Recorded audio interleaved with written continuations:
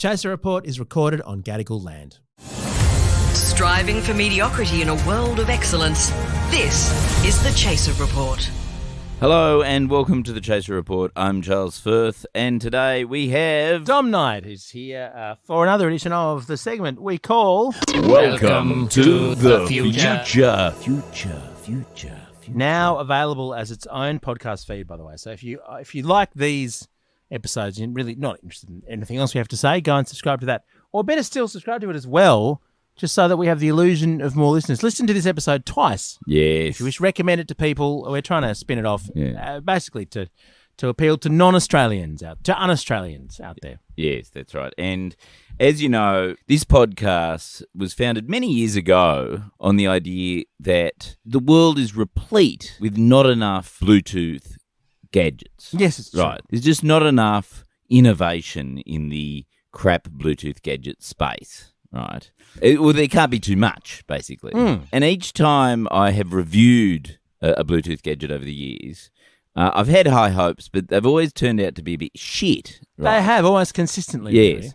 But this time, I'm very pleased with what I've found today because I actually think I've found a gadget that, just to kick off this whole new Welcome to the Future podcast, I think I've found a gadget that actually is both incredibly innovative and new and something that the world needs and won't turn out to be a completely shit piece of shit. So in the past, we've reviewed Bluetooth fridges, water bottles, socks, I think, at one point. Socks, What else do we have? We had, remember the 2023 CES, they had that thing where it monitored your urine. Oh, the Bluetooth urine detector, yes. yeah. And then the funny thing about that is, I just actually a bit of an update on that. If anyone was thinking of buying it, apparently some states have raised the possibility that it's against the law to monitor, like to put one of those devices in a public toilet or something, because it can tell you when you're pregnant. Oh. And they're now, because abortion is now banned in America, in some states, it's an invasion of privacy to track whether somebody's pregnant or Right, not. whereas before it was the abortion ban, it was just a perfectly chill thing to do. Yeah. To just check if other people were pregnant. Yeah. Completely cool. Right. That's right. Anyway, what is one area of the world, Dom, where you go, there just isn't enough innovation in this space? Oh, I mean, so many. I think cars come to mind. No one's doing anything interesting in cars. What do you mean? We've got Tesla. We've got No, Tesla. but not that works. Oh, I see. Yeah. I see. Yeah. No. This is far more low tech. Like something where, for centuries, in fact, for millennia, this device has just worked without any tech improvement, without even electronics. Are you saying someone's built a better mousetrap using Bluetooth?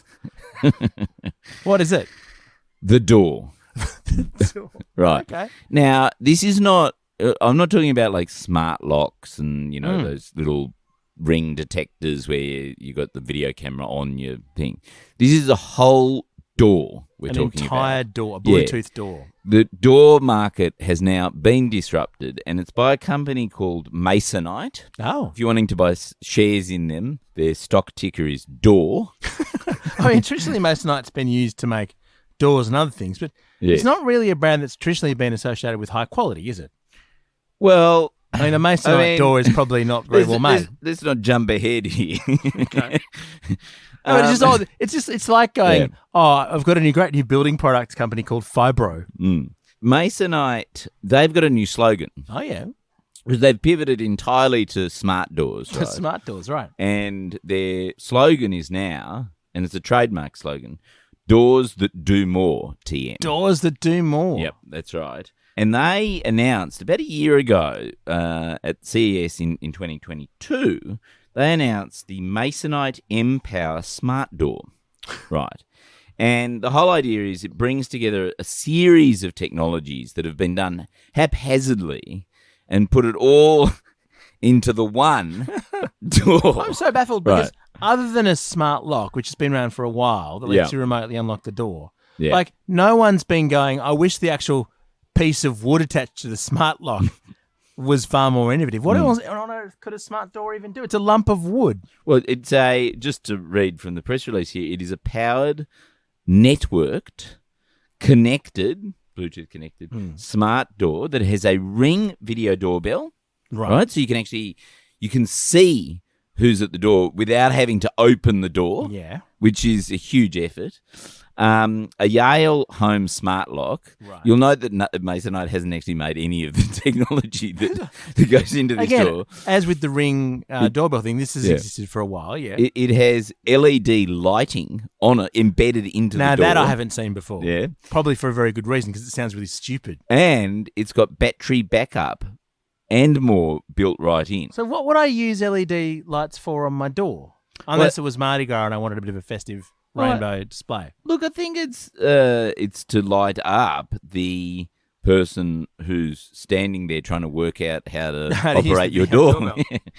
So the point is that was announced a year ago. It got a lot of press at the time, but it turned out that they had real troubles delivering it. So it got to about October in 2022, like a few months ago, and it still actually hadn't been delivered. This is despite the fact that it had actually won 4 industry awards before actually being released. So why? Residential Tech Today's Innovation Awards, the Best of Cedar Expo Awards, Tech Home Brilliance Award. Most of it's just stuff that existed already. And the HBS Dealer Award, like the Golden Hammer Product and Purpose Award for Innovation. Right. So, look, far be it from me to say that those awards were bought or anything like that. At CES this year, like about a month ago, they announced that it would actually be delivered this year. So that's huge, well, for the tech door revolution. Right? So it's a smart door designed by people so dumb they haven't been able to figure out how to deliver it. It will be available. This is what they announced about a month ago. It will be available later this year in the Home Depot. So there you go. That's the sort of state of play, right? Right. Okay. But in researching this just recently, I decided to go to their website. So Masonite Smart Doors. It's called masonite.com. And it's gone. Oh. It's got 403 error, forbidden. Right? So it's too smart. Had to shut down. So it doesn't sort of thing.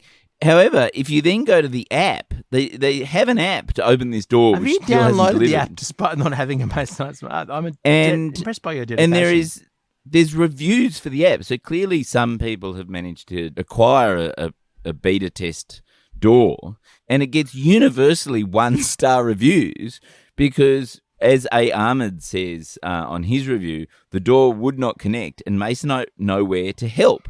So what happens is you install the door in your home, you download the app, you then can't get the app to connect to your door, and then that's it. That's like you can't get into your house.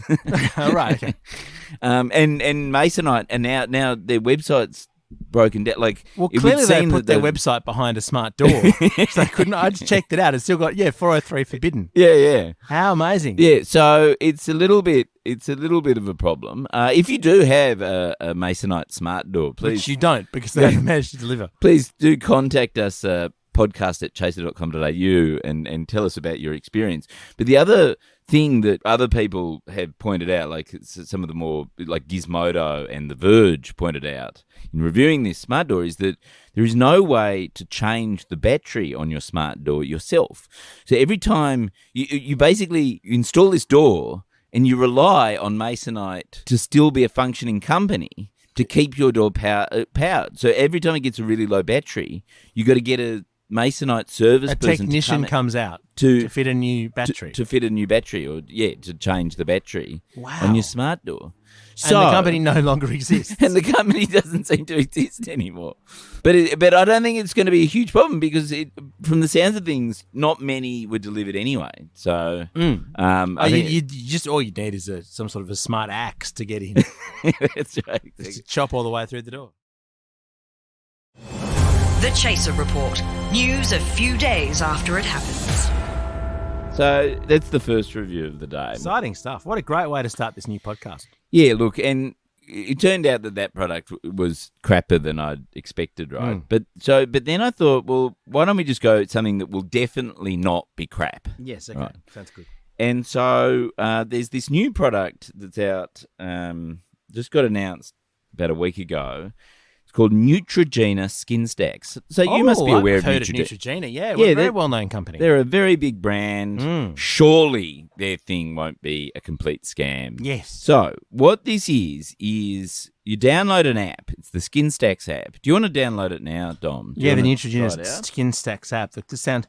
I have skin, and the skin needs to be stacked. Well, Neutrogena. Okay, so it's a brand I know, which for this segment, frankly, is surprising. yeah. So what it is the app takes a photo of your skin, or it takes a video of your skin. It's like a 3D rendering of your skin, and then it creates this sort of AI generated diagnosis of what's wrong with you and what's wrong with your skin. Right. And which Neutrogena products they can sell you at high cost, presumably, to fix it up. Well, no. What gummies you need to supplement your diet What, for your gummies? skin. Yeah, so you answer a whole lot of questions. You then have this consultation with the app, which is like an AI, and it will custom print a set of gummies based on the supplements that you need for your specific skin. Right, and so the gummies are only uniquely for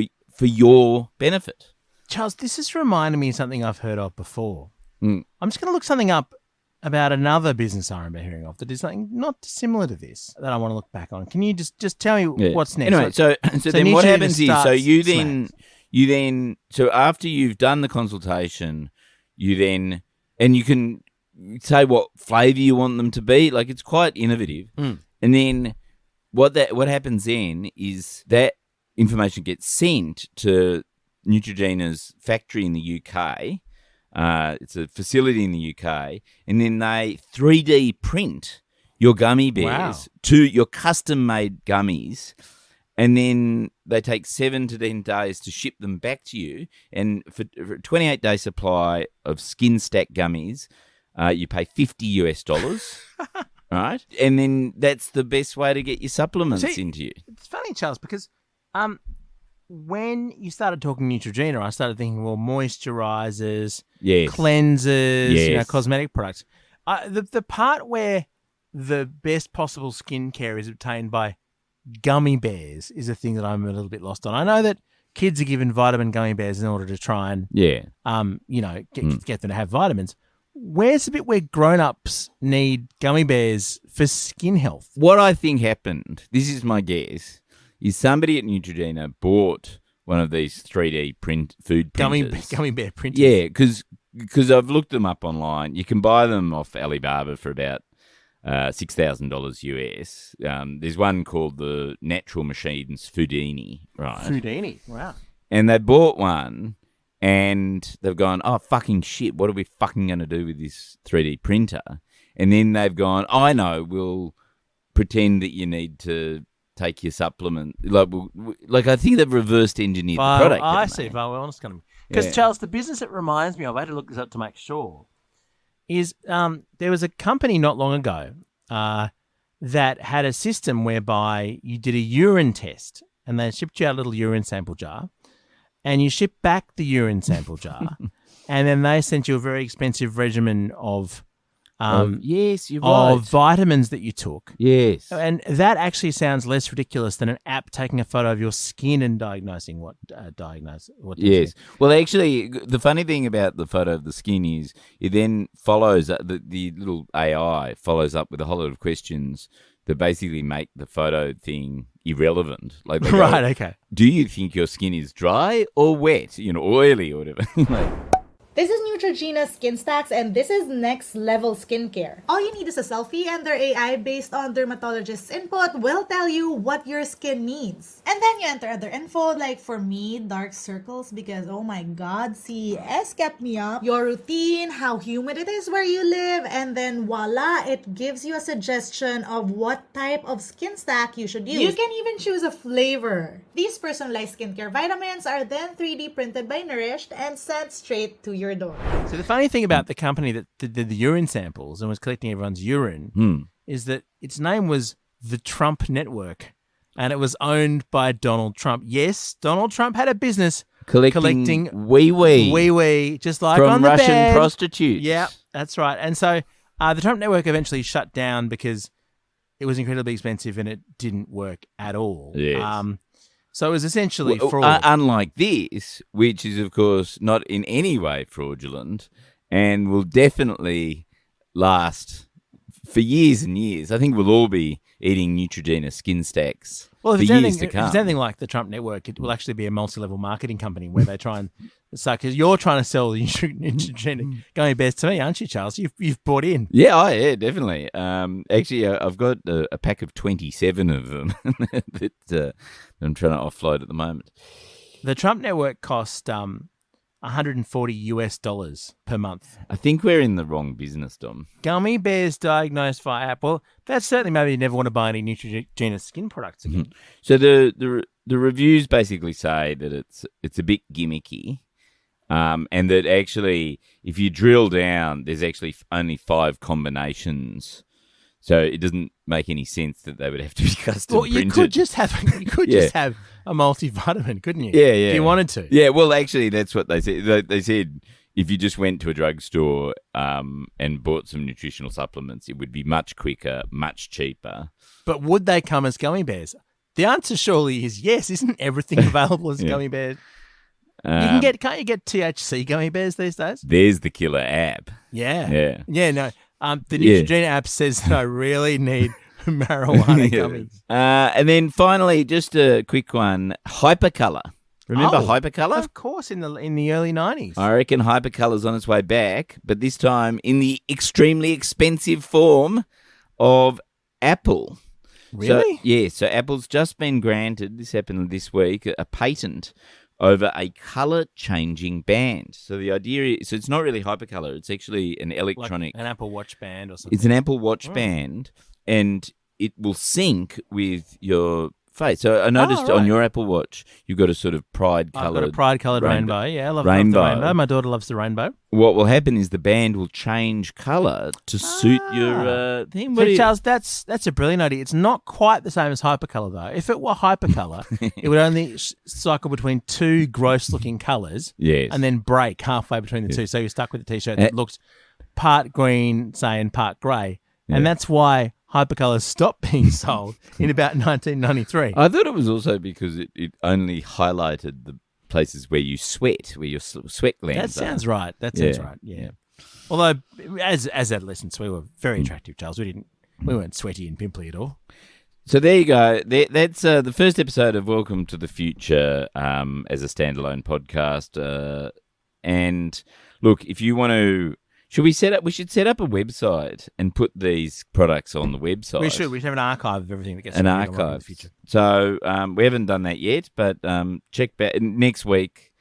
Check out should it be called Welcome to the Future? It should be called WTF, shouldn't it? Well, it probably should. Yeah.